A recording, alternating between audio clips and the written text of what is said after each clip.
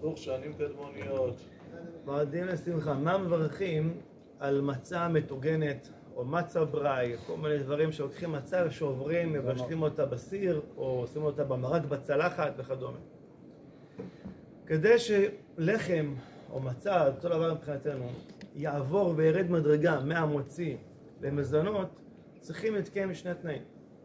אחד, שמבשלים אותו, מתגנים אותו על כלי ראשון, בסיר, במחבת. תנאי שני, שהחתיכות קטנות מכזית. כזית זה בערך שליש מצה, חצי מצה. אז אם אנחנו לוקחים עכשיו מחבת או סיר, ואנחנו שוברים את המצה לחתיכות שהן פחות מכזית, שמים את זה בתוך הסיר או המחבת, הברכה ירדה למזונות. זה ירד מהמוציא למזונות כי התקיימו שני התנאים. אם אנחנו לוקחים את זה לא בתוך כלי ראשון, אלא בתוך קערת מרק, זה כלי שני או שלישי, אז בזה צריכים להתקיים שני תנאים נוספים. אחד אמרנו, אחד יורד מכזית, ושתיים שהלחם או המצה כבר לא נראים כמו לחם ומצה. אתה מסתכל על זה, אתה רואה בזה, זה מאוד מאוד נימוח, זה כבר נראה משהו כמו דייסתי כזה. אז בזה מברכים מזונות, אבל בדרך כלל במרק מזונות אם זה לא אין בו תואר לחם, אז מזונות, אבל בדרך כלל כשאנחנו שוברים מצה, שמים אותה בתוך צלחת, זה לא קורה.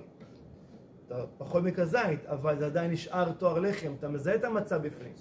או להבדיל ביום רגיל כששמים לחם, אתה מזהה את הלחם בפנים.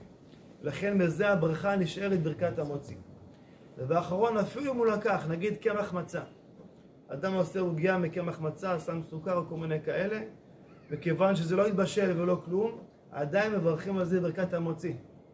אדם ייקח סוכר, יערף, ישים איזה עוגיות או כדומה, ירצה לטעום, זה ברכתו המוציא, כי זה לחם, מצה, לחלוטין, ולא עשה בזה שום פעולה. אפילו אם זה טחון דק דק כמו סולת, עדיין ברכתו, ברכת המוציא. קמח מצה שאתה אופה אותו כאילו עם זה הופך, כאילו זה לא מזונות. אם זה קמח מצה ואני אופה, ושם אותו בכלי ראשון, הם פחות מכזית, זה פירורים.